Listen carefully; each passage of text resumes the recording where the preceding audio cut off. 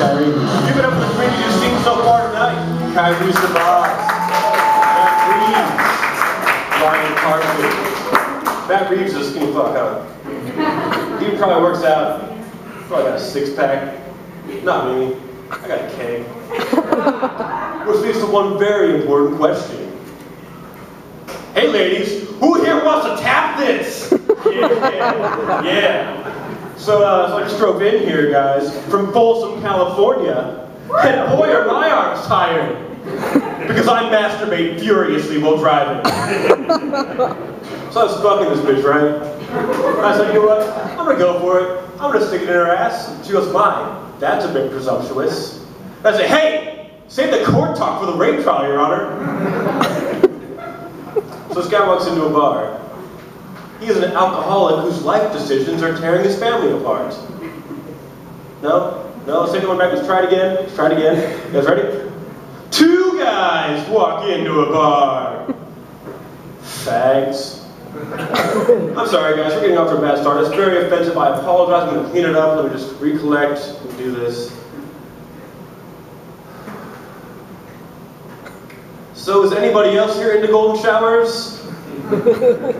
I'm not really into golden showers, but it's not because I'm a prude or I don't want to do the cleanup. I just really need a bitch who understands the importance of proper hydration.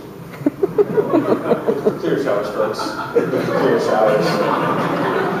So I was driving out here to tell you guys some jokes tonight, and as I was leaving, I was back at my house, and I see that somebody had vandalized it. It was pretty messed up. I'm like, what? Someone vandalized my house. Someone tagged my house. You know the worst part is about that? That means that now all my Facebook friends can see that I live in a shithole.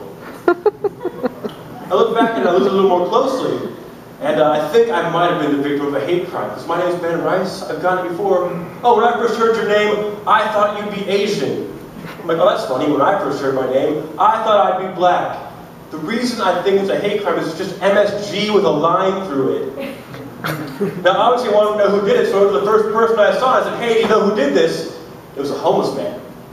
Then I asked, not who did it, and he goes, no, I don't, but do you have any spare change for me? And I'm like, no, I don't, because I'm a white male living in 2011 America, I don't carry cash. And that got me thinking about the future, the not too distant future. The day that a homeless man will save the change that we do give him and buy an iPhone for $49.99. And then we will all be screwed. You'll be out on the streets, a homeless man will say, hey sir, can you spare some change? You'll say no, and he'll come back with, you got a debit card? Shit. There is an app for that. So guys, I don't know if you guys know this, but New Year's resolutions are coming up pretty quick here.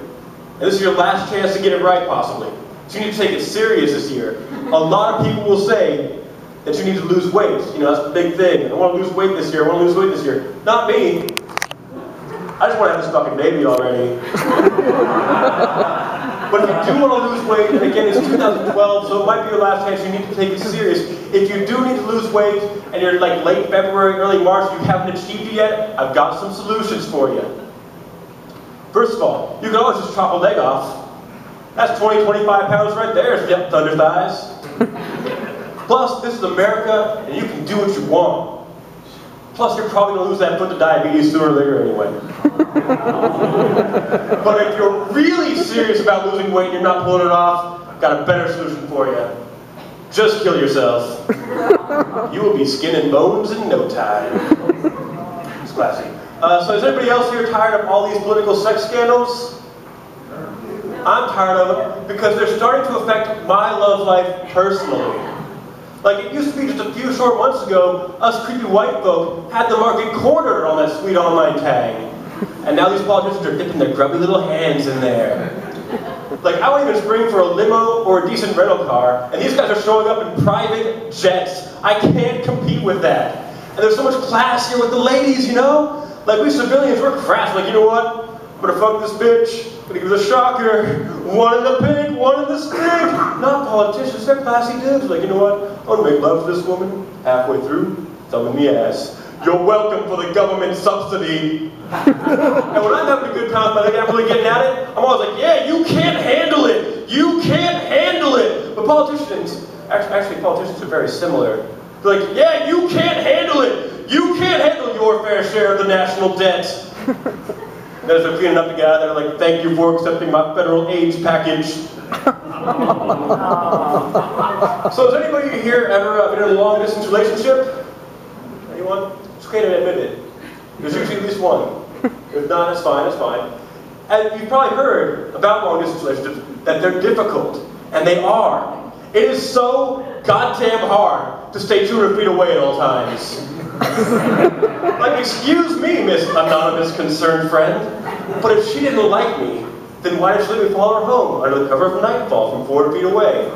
Ask yourself that before you start making phone calls. And excuse me, Mr. Just Doing My Job Lawman. But the reason I stalk her, as he put it, is that I think we have things in common. So yeah, we're gonna end up at the same bar, the same coffee shop, the same secluded cellar with soundproofing. It's gonna happen. Takes the cuffs off, sir. Anyway, for a long time I was in a long-distance relationship, and it was difficult. And before my girlfriend went away, she said, "Ben, promise me one thing. Just promise me one thing. Promise me that you will never cheat on me." I'm like, "Babe, don't worry. I got this shit covered." So I gained 30 pounds, grew this beard, and started doing stand-up comedy. And as any woman in this room will tell you, that shit is grade A, top shelf pussy repellent. Now I wrote that joke when I was in the relationship. I was like, that's a pretty funny joke. But now that I'm single, reality is setting in. Yeah, it turns out I need to get it trimmed and get some trim. So anyway, going back to the fact that I thought I was black for a long time. Just kidding. So do you guys know that just a few months ago, Walmart was sued for gender discrimination. They went all the way to the Supreme Court. I was like, that's pretty funny. I've been to Walmart plenty of times. I've never seen it. I've seen plenty of males and females at every level, first and second story. But what I have noticed is an awful lot of age discrimination. Because anyone who works at Walmart is either 16 to 22 or 75 to cadaver. I mean, yeah, occasionally they'll hire a 45-year-old recovering meth addict mother of 5, and sometimes a homeless man will put on an apron by accident when he's washing himself in the bathroom. But other than that, it is 16 to 22 or 75 to cadaver. But for real, guys, going back to the fact that I thought I was black for a long time, when I turned 18, I thought, you know what? I'm 18 now. It's time for me to get my first tattoo. But I didn't have a job, which means I didn't have any money, so I had to go to a tattoo artist who didn't have any talent. I was like, "Hey bro, check this out. Here's what I want. I want Thug Life across my stomach like Tupac. Shit's gonna be off the hook, son." He's like, "Yeah, dude, I can hook that up. I got no problem." I wake up 2 hours later with that tattoo on my stomach that says Tug Light on it. I'm like, dude, who taught you how to spell? That's not what an F looks like. What am I gonna do with a Tug Light tattoo? But I went home with my girlfriend. Nice, nice. It's working out so well for me. I'm thinking about getting a second tattoo. But of what? I mean, the Thug Life wasn't going to be a good idea. I'm white as shit. I don't have good ideas for tattoos. Like, my sister's getting married, and I have a bunch of sisters. Like, let's all get matching tattoos to celebrate the first marriage in the family. What should we get? It's 10:30 at night. No one's open. We got something quick. I'm like, I have an idea. Get a tattoo on the bottom of your foot. Just a dot. That way everybody knows you're always on your period. And my mom was so excited when we started having kids. She's like, "Oh, I want to get a tattoo to celebrate my daughter's having children." I was thinking I'd get like a flower, and each time that they have a kid, I'll put a bud on it. But Ben, what will I do for you? Like, oh, that's easy. Just get a tattoo of a sun. And every time I have a kid, a scoop of raisins. But anyway, I was like, I really need a second tattoo. So I was like, all right, here's an idea. How about this? I'm tired of people asking me what time it is. Like, "Hey Ben, what time is it?" I'm like, "I don't even know. I don't know what you're gonna do." I'm like, "How about this? I'll get a tattoo on my wrist that says, buy a fucking watch." Yeah, that's kind of dickish. Supposed to have the word fucking in it, and I have a job. I can't have that. I'm like, all right, how about this? I'll get a tattoo on my wrist of a watch with no hands on it. "Hey Ben, what time is it?" No idea. No idea. I'm like, that's still kind of rude though. So like, all right, let's keep the idea. Let's keep the tattoo of the watch. Give it hands. One saying time, the other saying hammer. They're like, "Hey Ben, what time is it?" Hammer time. So guys, I work at Walmart, right? And the other day I was in the break room. My boss drops a piece of paper off on me. You probably get these like your real jobs memos. You guys get these things? Memorandums. More like memorandums. Those things don't have anything to do with anything, right? Right?